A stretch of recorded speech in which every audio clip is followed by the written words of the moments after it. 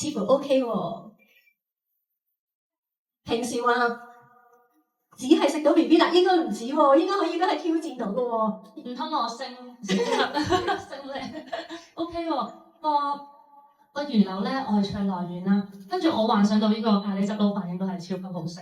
跟住咧個山炸豬扒咧，我睇落個樣個薯仔又係吸晒啲汁。係啊，真係咬咖喱嘅薯仔真係靈魂咯。嗱，咁我哋除咗可以即係配飯之外咧，咁其實亦都有個薄餅啦，可以試下咧，即係用個薄餅咁啊點下啲咖喱汁，咁啊亦都可以一個唔同嘅風味啊！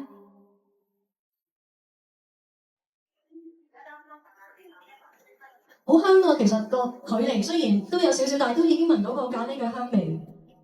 觀察下你有冇啲辣嘅反應先。係有少少辣嘅，但係咧個用薄餅咧，我覺得個咖喱味係再出咗㗎，再有層次咗㗎。係你有冇睇到額頭有少少流汗？我見到啊，呢一啲位不如咁啊，飲杯紅豆冰解解辣先，因為你都要護住把聲。我見到開始條脷冰晒，梗係啦，我哋呢個係神秘辣版本啊嘛，咁啊都要二揀一嘅話，你覺得邊一個先屬於你嘅王牌咧？